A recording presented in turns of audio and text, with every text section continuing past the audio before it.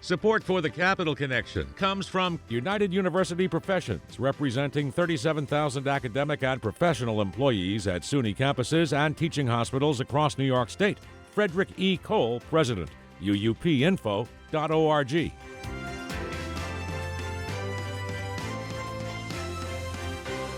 It's the Capital Connection. Hi, I'm David Gustina. Back with us is the Republican Assembly Minority Leader, William Barclay. He's from the 120th District. Leader Barclay, it's always great to talk to you. It's been some time, but welcome back. We're back. Thank you, David. Yes, we're back. Not only back on your show, but back in Albany. Yeah, so let's start there because the session is underway. Here we go, 2026, and you came out with your key pillars to your agenda for the session. Let's hear it. Yeah, well, probably our biggest priority is no surprise to anybody because you hear any elected official talking about it, and rightfully so, is affordability.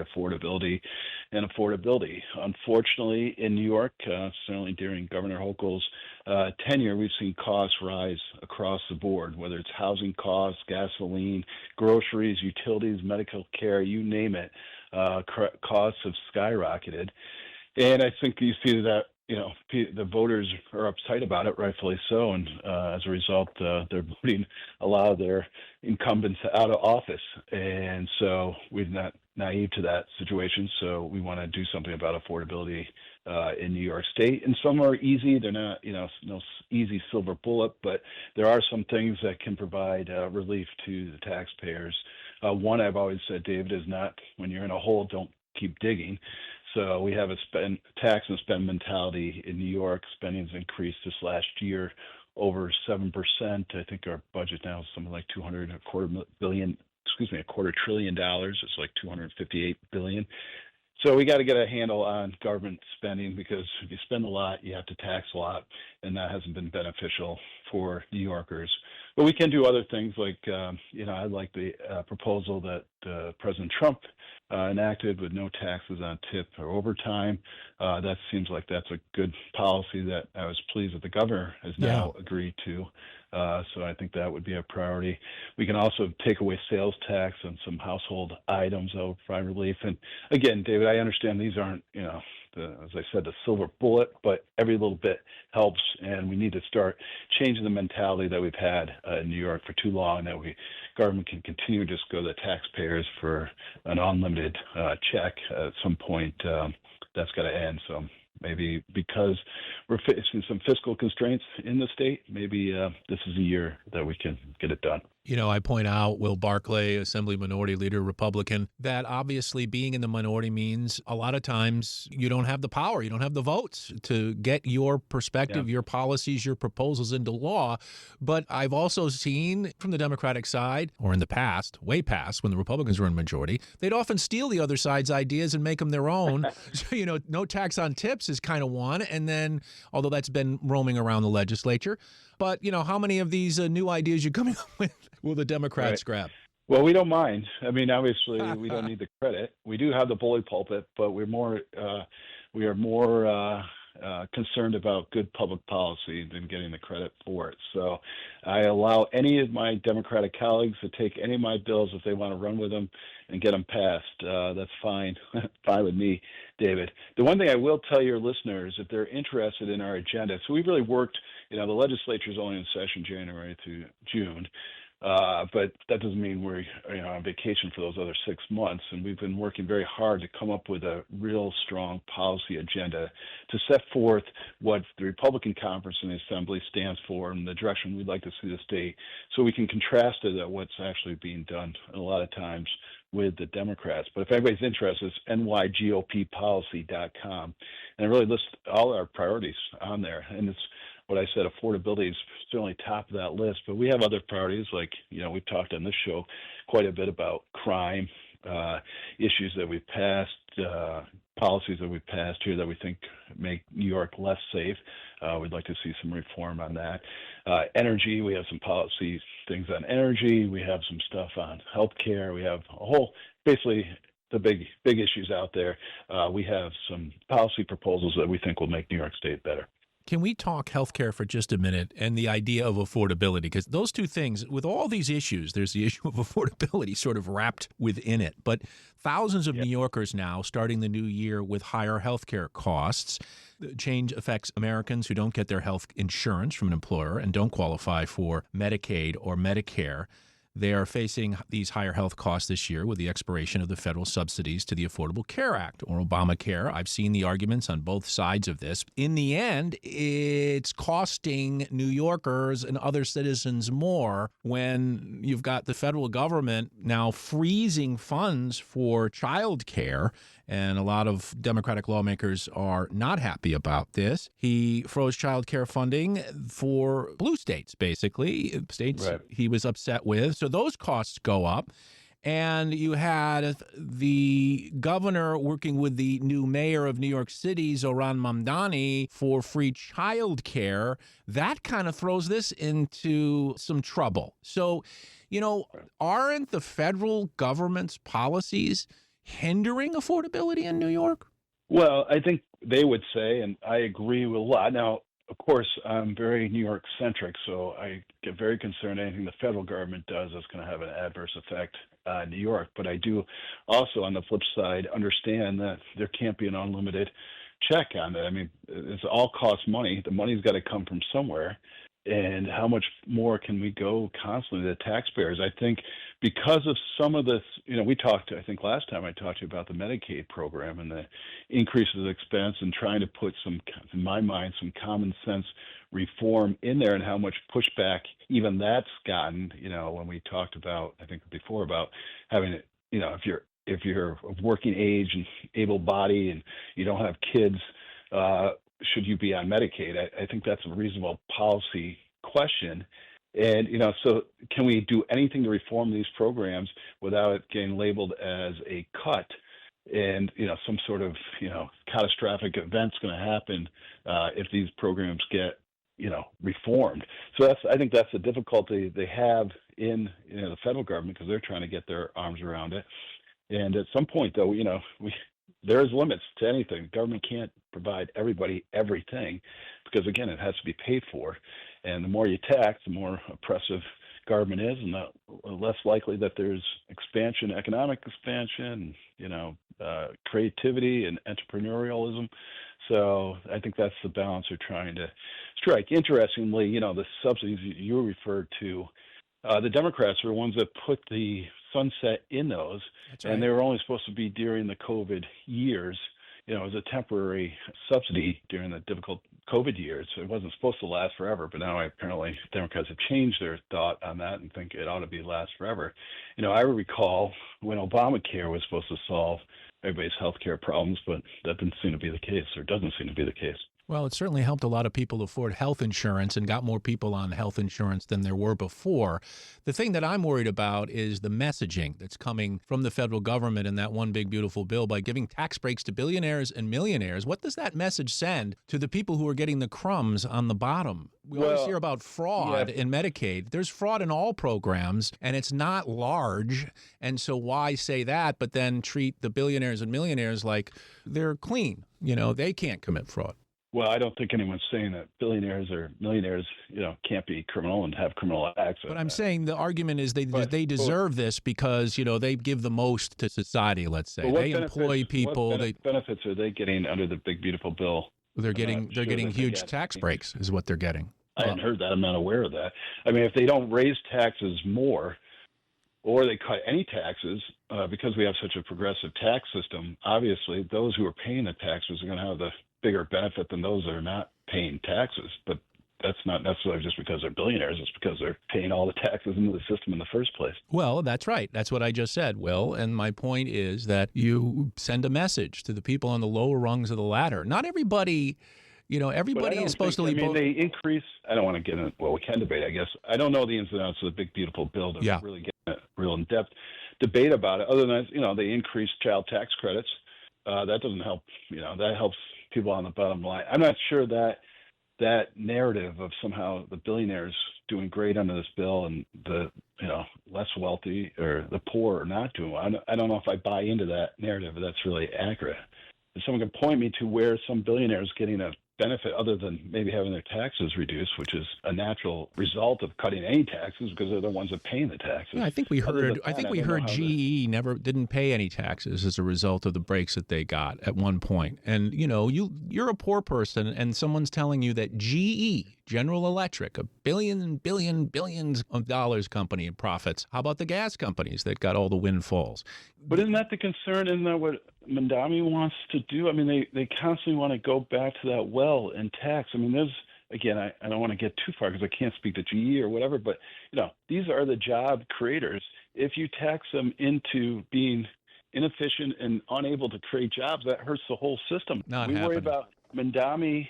I mean, you don't think since we raised the millionaires tax in New York State, we have less growth in millionaires than any other state, but certainly almost any other state in the nation. So it does have an effect. If you start taxing particularly billionaires in New York City excessively, why wouldn't they move to Florida where there's no state income tax? We know why one. wouldn't they move to Texas? Why don't they go to North Carolina? Those states have increased their population 7, 8, 9%. New York's had a tremendous outmigration. So, the numbers don't, show out that you can constantly go back to the taxpayers demanding and pay more and more in taxes. They're not going to stay. They're not going to do it. They're going to leave. Right. Well, what if we did this? I mean, this is a hard thing to talk about because we're trying to stay focused on New York State, but so many things are now tied to the federal government and the impact on the state. So I want to go back to this healthcare thing. There's been, over the years in New York, a push, sort of nascent behind the scenes. We even had the well-known head of the health committee, Richard Gottfried, now retired and gone, saying they had the votes for universal health care. Just think about that for poor folks who have families. Now we're talking about children. Why wouldn't it be a great idea to have universal health care so that burden, that cost unburdens those at the bottom end of the ladder? And boy, the goodwill I think you'd get as a result and respect for a government action might come as a result. Well, first of all, we already do have health care for those in the bottom rung of the letters. It's called Medicaid. And we've been increasing eligibility for Medicaid substantially since COVID, really. So I think it's, again, disingenuous to say there isn't health care for them. I think what Gottfried and others want. By the way, I didn't say that. I just said, why not give them universal health care? Now, I didn't say that there wasn't health care. I said, why don't we give them universal health care? They do it in so many other places. We're the only country in the world that doesn't guarantee health care. The only country. That's not a guarantee, but there is access to health care. I mean, you can even if you didn't have any insurance, you could go to the hospital. I'm not saying this is an efficient way of doing it, but you could go to the emergency room, and the hospitals by law have to provide you health care. I mean, right, under a for-profit system, a for-profit system. Why would we put profit? Right, but that's exactly what, that's what I was getting to. He wants government control of healthcare, and I think I think you can have both. The people can pay for the doctors that they want, the richest and greatest medical institutions, and then the people on the bottom can just get free healthcare. Yeah, do you know what they already get it though, David? That's what I'm saying. They already have Medicaid. No. They already have free healthcare. Yeah, they do. Yeah, it's a question. You're saying push it more up to. I mean, if you want to expand Medicaid, correct. I suppose continue up the income limits for those that would be eligible for Medicaid, but that's a huge expense. And where do you cut it off? Well, there are all sorts of huge. There's all sorts of huge expenses, but it's priorities. It's priorities. It's rethinking how we might make the best for New Yorkers. Not always thinking, well, it costs too much. It's never costing too much. That's where I fundamentally disagree. I really fundamentally and ideologically disagree that the government's going to be able to provide health care at a cheaper cost than private insurance. I just don't see that. You see it around the world. People are coming to the United States for our health care. I don't see a lot of people going to other countries to get their health care where it's been socialized. And the cost to do it, particularly in New York, I saw a statistic, so don't quote me, but I mean the cost we spend in New York something like $250 billion or maybe $500 billion on health care. How is the government going to take over that cost? Where's that money going to come from? That's the question. I don't have an answer. I mean, that's the question that has to be answered. Godfrey, no one ever said how they're going to. Even the progressives, as you recall, wanted to do it in Vermont. The governor ran on it, said, "I'm going to institute it in Vermont," and then all of a sudden, the dollars and reality of it came to life, and they had to drop it because it just wasn't economically feasible. So, listen, I'm all for helping my fellow man. I really do. I feel sorry for those people that are down and out, and we should lend them a hand. But there's also got to be limits. That's where we get back to the big, beautiful bill. Should someone who has the ability to work, doesn't have dependents, should they get government health care? Yes. Okay. I disagree. But there you go. That's it. But we're having a conversation. And that's what's great. And Absolutely. that is why, if people don't believe it, we really like each other. And that's the whole point. We have to be able to have conversations, not agree, but still get along. I mean, we're all Americans. I don't not believe that you want to help people. Of course you do. Why else would you be in public service? But at the same time, we have just different philosophy here, and we're working through it. And I'm just playing the provocateur, if you want the real truth. I've seen so much in the political world, the political system here in New York. You could be cynical, but I just want to, play the devil's advocate like I'm supposed to, and offer the other argument. So we both understand. I appreciate it. Yeah. And let's go on to energy now, because one of the things I think you're going to agree with, and I think we may have already talked about it, is now the governor is moving toward nuclear power. Yeah, I'm very happy with it. I think, again, I disagree with the governor on most policies, but I don't mind her all-the-above approach. I think that, especially when it comes to energy generation, I think some of her policies might not really bear that out. But, yeah, we need to increase energy generation, electric generation in New York State. And nuclear, as you know, I'm a big proponent of nuclear energy. I have 3 reactors in my district, 2 big nuclear power plants in my district, but it's the most efficient way that we know of generating electricity, and it's also clean and it's reliable.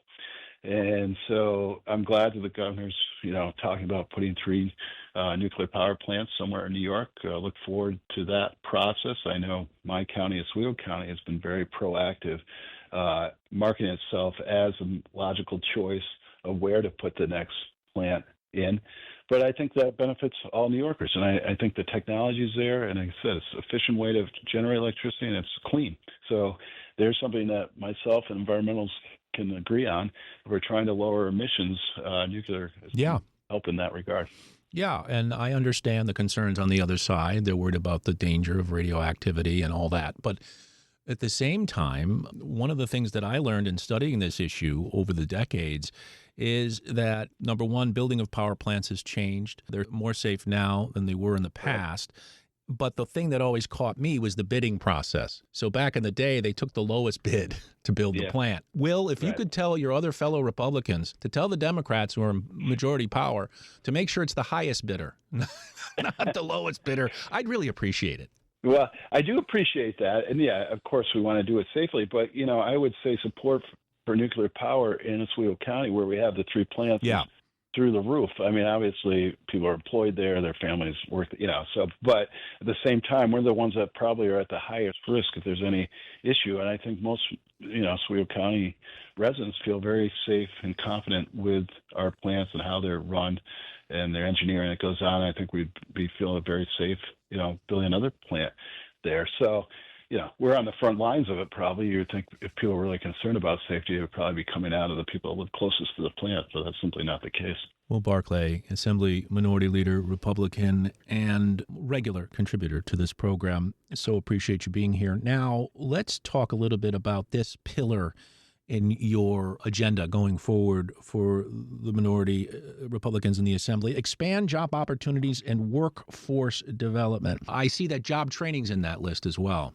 Yeah, so again, there's an issue that we probably could work pretty well with our colleagues across the aisle.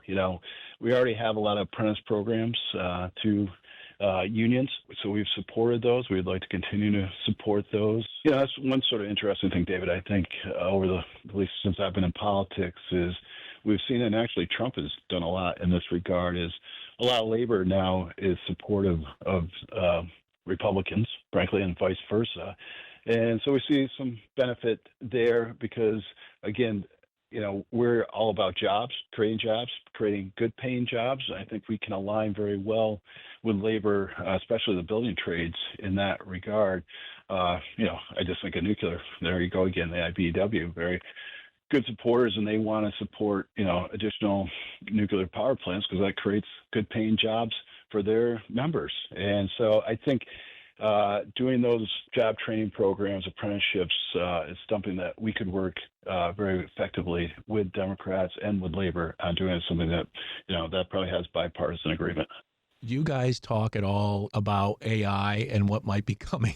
I mean, I'm concerned about it. I know so many are, that with new AI, that's artificial intelligence systems put in place, you could see the elimination of a lot of jobs, including white-collar jobs. Yeah, well, certainly as an attorney, I'd be very nervous if I was a young attorney because, your whole job is writing and research, and AI can accomplish a lot of that very quickly and efficiently. So I do think there is going to be a change in the economy.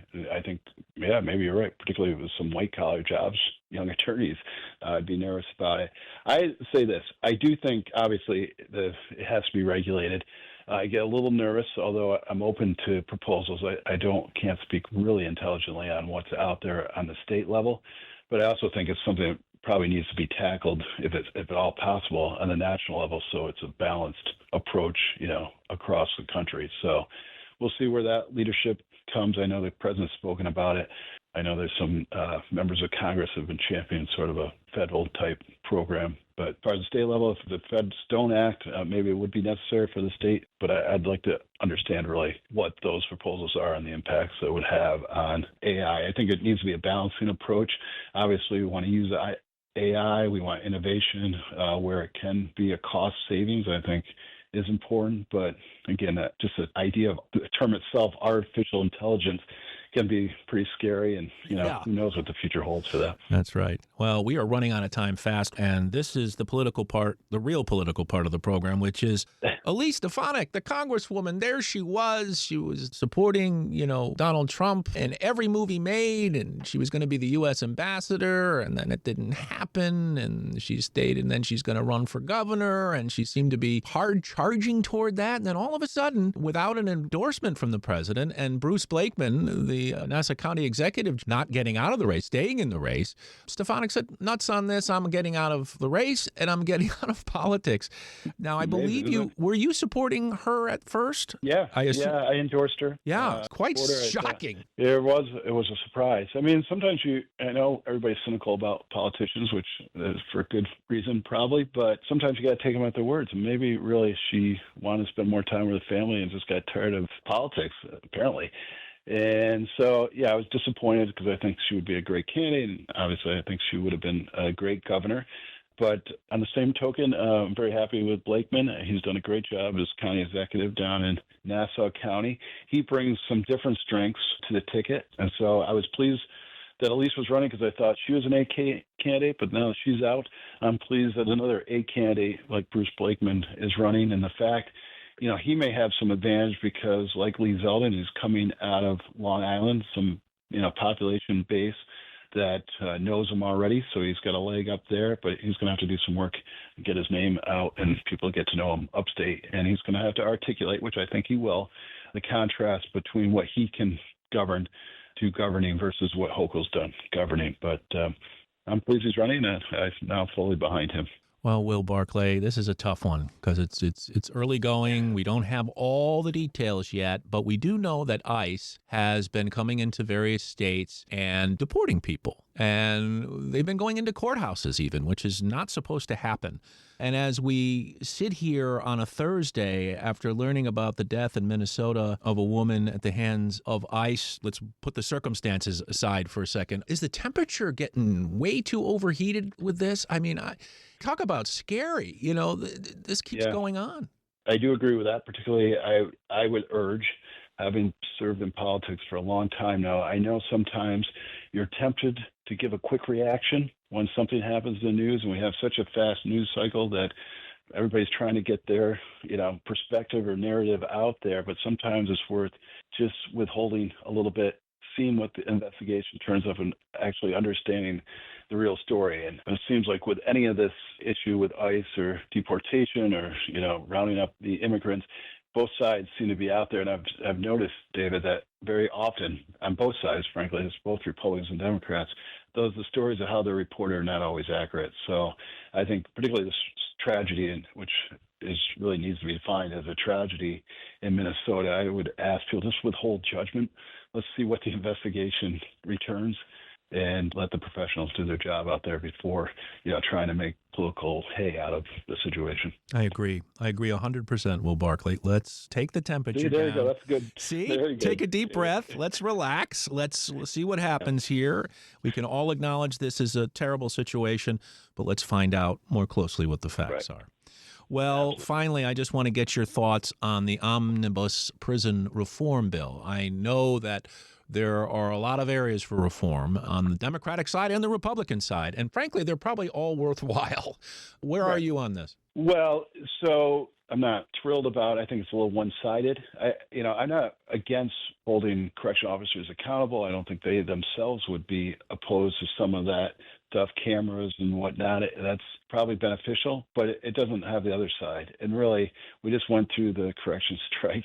We still have 2,000 National Guards in our state prison. And the correction officers have pointed out again and again, I think rightfully so, that some of the policies instituted, like the HALT Act, are problematic for their safety in these correction facilities. And so I just would like to see that addressed. So when you say omnibus, that's great, but that doesn't really strike me as omnibus, because they really took the issues that were important to the incarcerated and didn't really take into account, I think, many of the very legitimate issues that the correction officers have. Well, I guess you'll be back at the table again pushing it, right? You'll try to get them to listen to this.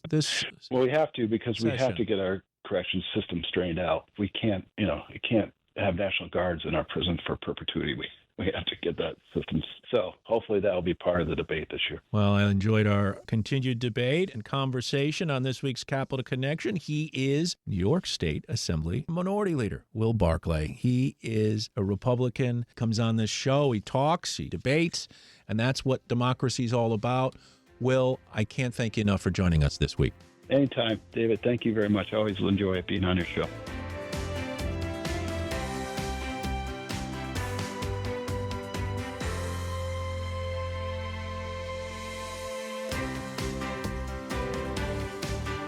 Support for the Capitol Connection comes from United University Professions, representing 37,000 academic and professional employees at SUNY campuses and teaching hospitals across New York State. Frederick E. Cole, President, uupinfo.org.